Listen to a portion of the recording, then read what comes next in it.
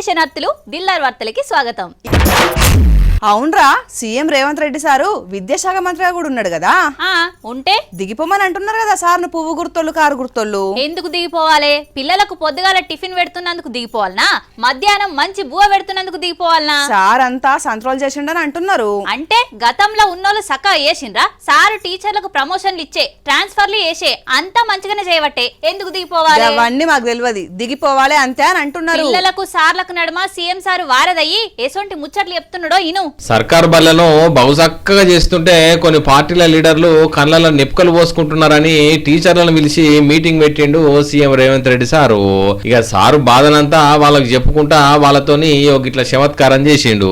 ఉదయమే ఇంటి దగ్గర మేడం కోపం వచ్చి బ్రేక్ఫాస్ట్ పెట్టకపోతే మా సోదరులు స్కూల్కి వచ్చి తినొచ్చు అని పెట్టిన కదా. రేవంత్ అన్న కాడ పొలిటికల్ డైలాగులే కాదు, ఇసంటి ముచ్చట్లు కూడా చాలానే ఉన్నాయి.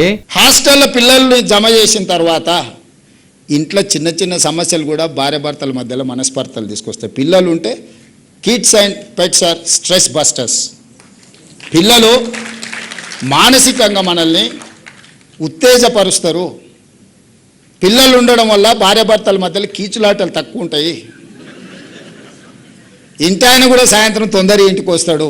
ఏముంటాయా రేవంత్ అన్న, ఒక 2-3 ముచ్చట్లు మీకు తెలిసినవి చెప్పుర్రి. ప్రతి ఇంట్లో ఉండేదే గానీ జర మీ నోట్లకి వెళ్ళి ఇందామని. ఏదో చిన్నది టీవీ ఆన్ చేయలేదనో, ఆన్ చేసిరనో, ఏదో అడుగు తెచ్చిరానో, ఇయ్యలేదనో, అక్కలు ఈ టీవో మా టీవో అని అంటే మనం ఏదో స్పోర్ట్స్ పెట్టమనో లేకపోతే సినిమా పెట్టమనో ఇంతనే చెప్పారు. భార్య భర్తల మధ్యలో 90% ఇవే ఉంటాయి. మీరు చూడండి, మీరు ఇంటికి పోయి రాసుకోండి ఒక నెల మొత్తం ఎందుకు కొట్లాడారు. భలే చెప్తున్నావే అన్న, ఇంకా ఇంకా చెప్పు ఏమేమి ఉన్నాయో.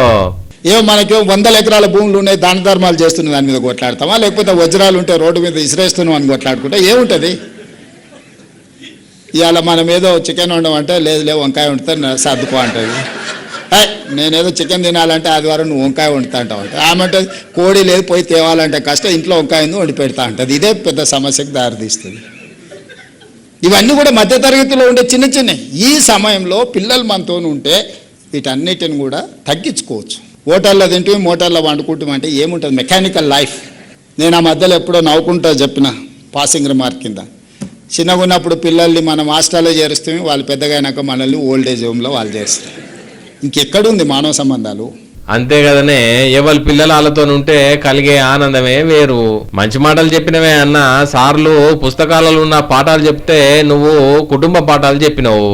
నాకొక్క కోరిక ఉందిరా. అది తీరదు గాని ఎందుకు ఆశల పల్లెకిలో ఊరేగుతావు చెప్పు. ఎందుకు తీరది? తీరుతది. ఏదో ఆ కోరిక ఇప్పుడు చెప్పా. మరి ఎప్పుడు చెప్తావు? ఆ రోజు వస్తది, అప్పుడు నిన్ను మిమ్మల్ని కూడా పిలిచి చెప్తాను.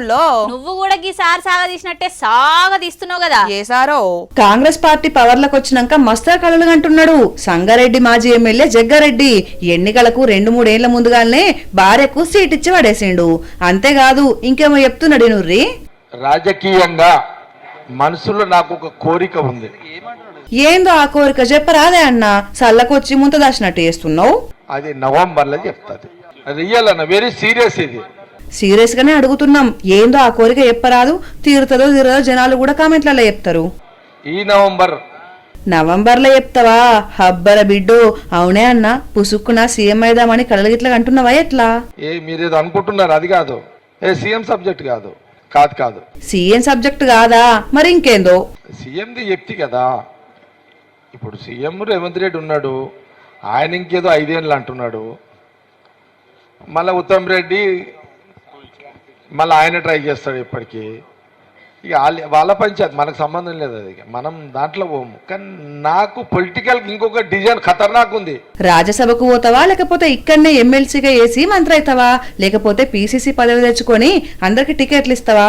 ఏందో చెప్పరాదు. జూలై, ఆగస్ట్, సెప్టెంబర్, అక్టోబర్ ఈ 4 నెలల్లో కొంత రాజకీయపరమైన కొంత క్లారిటీ వస్తుంది నాకు ఉంటుంది. నేను ఎందుకంటే నాకు 24/24 పొలిటికల్, నేను పబ్లిక్ పాలిటిక్స్ కాబట్టి మళ్ళీ మీతోటి నవంబర్లో షేర్ చేస్తా. పిల్ల పుట్టక ముందే కుల్ల పుడుతున్నట్టు ఉంటదని అంటున్నారు నీ మాటలిన్న ప్రతిపక్ష పార్టీలు. మొత్తానికి ఏదో తీరని వేదన్నే ఉన్నది జగ్గారెడ్డి మనసులా. అది నవంబర్లో చెప్తాడట. అప్పటిదాకా రాజెవడో రంగడెవడో పో.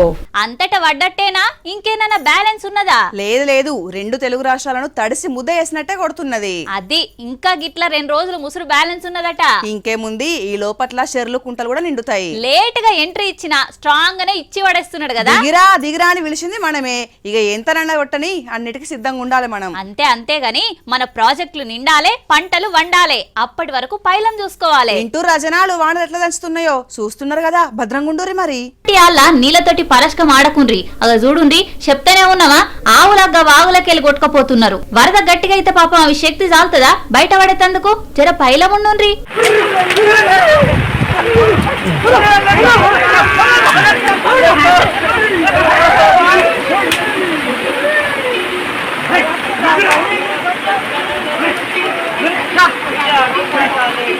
ఇక ఇటు కరీంనగర్ లా కాలనీలే నీట మునిగినాయి. వాన నీళ్లు ఇండ్లలో చేరి వస్తువులన్నీ తేలియాడుతున్నాయి. ఒంపుకున్నోళ్ళైతే వానకాలం వెళ్లేదాకా గి తిప్పలు తప్పాయి. ఎప్పటికప్పుడు కంట కనిపెట్టుకుంటుండాలే, ఏ రాత్రి వరద ఇంట్లోకొచ్చేది తెలియదు.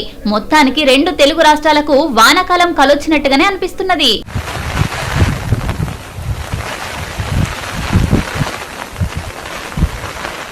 అవును బుజ్జి, మామూలుగా అభిషేకాలంటే ఎట్లా చేస్తారు చెప్పురా? పూలాభిషేకం, పాలాభిషేకం, నెయ్యితోటి అభిషేకం, పసుపు, కుంకుమ, పెరుగు, పంచామృతం అన్ని చెప్పినావు గానీ ఇంకా ఒక అభిషేకం మర్చిపోయినా. గుర్తొచ్చింది. వచ్చిందా? చెప్పు. జలాభిషేకం. అబ్బా, అది కరెక్టే గానీ ఇంకో అభిషేకం కూడా మర్చిపోయినావు నువ్వు. ఏమై ఉంటదబ్బా? కనీసం చూస్తే గుర్తుపడతావేమో, చూసి చెప్పు. అది పసుపు కుంకుమ కాదు, ఎర్రటి కారం. అమ్మో, కారం అనుకుంటున్నారు కదా, నిజంగా కారమే. గాలికి గింతం తొంటికి తాకితేనే ఆరమ్మ ఘోరాలైతాయి. మంటో మంట అని మొత్తుకుంటాం. ఆ ఘాటుకే ముక్కు పుటలు అదిరిపోయి ఆగకుండా తుమ్ముడు దగ్గుడు మొదలు పెడతాం. కానీ ప్రతి ఏడు కారం అభిషేకాన్ని ఆచారంగా పాటిస్తున్నారు. 1 కాదు 2 కాదు, 60 కిలోల ఎర్రటి కారం ప్రత్యంగిరి దేవి ఉపాసకులు శివస్వామికి ఘనంగా అభిషేకం చేశారు.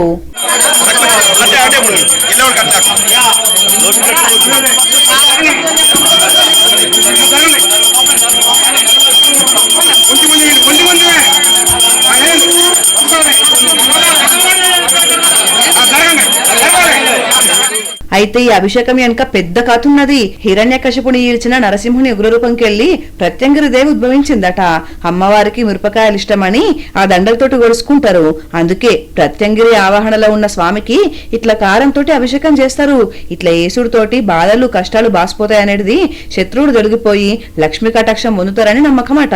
అందుకే 5 ఏళ్లకెళ్లి ఏలూరు జిల్లా దొరసానిపాడు శ్రీ శివ దత్తాత్రేయ ప్రత్యంగిరి వృద్ధాశ్రమంలా కార్యం చేస్తున్నారు అన్నట్టు.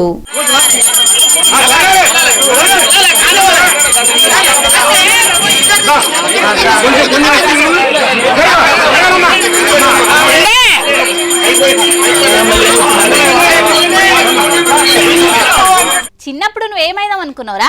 IAS, IPS, MBBS, FRCS. చెప్పు, లోకం మీద ఉన్న కోర్సులన్నీ చెప్పిగా. ఏమోరా, పూటకు తిరిగి అనిపించాడు నాకు. ఆహా, ఇప్పుడే పూటకో తీరు ఉంటావని అనుకున్నా, అప్పటి నుంచి అంతేనా? చిన్నప్పటికెళ్ళి అంతే. మా తల్లే, లక్ష్యం అనేది ఒకటి ఉంటది, 10 గళ్ళు ఉండయి. మరి నీకేం లక్ష్యం ఉండేనో? నేను ఎప్పటికైనా మంచిగా గాయకురాల్ని కావాలే, గిట్లా కూర్చొని వార్తలు చదవాలే, పెద్ద పెద్ద ముచ్చట్లు కూడా అల్కగా అందరికి అర్థమయ్యే రీతిలో చెప్పాలని అనుకున్నా, చెప్తాన్నా. అయితే నువ్వు అనుకున్నది సాధించినట్టే. అప్పుడేనా? ఇంకా చాలా ఉంది. నేను కూడా లేటెస్ట్ గా అంతరిక్షంలోకి పోదాం అనిపిస్తుందిరా. తీరాడికి పోయినా నాకు ఉండబుద్ధి అవుతలేదని అంటే వెనకకొచ్చేతంది కదేమన్నా మన ఆఫీస్ అనుకుంటున్నావా? అంతరిక్షం ఇక నీ ముచ్చటాపు గాని గీ బుజ్జి ముచ్చటిందంపా. కళలు అందరం గంటం గాని కన్న కళలు నిజం కొంతమందే వేసుకుంటారు. చిన్నప్పుడు పిల్లల్ని బాగా చదువుకొని ఏమైతావంటే డాక్టర్ అయితాం, యాక్టర్ అయితాం, ఇంజనీర్ అయితాం, కలెక్టర్ అయితాం, సైంటిస్టులం అయితామని చెప్తారు. చెప్పిన వాళ్ళందరూ అవుతారా అంటే వాళ్ళ ప్రయత్నం వాళ్ళు చేస్తారు, సక్సెస్ అయ్యేటోళ్ళు ఉంటారు. అట్లనే ఈ బుజ్జి కూడా కళలు గన్నదో లేదో తెలియదు గాని శక్తిషాట్ ఇంటర్నేషనల్ స్పేస్ మిషన్ కు సెలెక్ట్ అయింది. చెప్పరా బుజ్జి, ఎట్లెట్లా చదివినావు, అక్కడికి ఎట్లా సెలెక్ట్ అయినావు?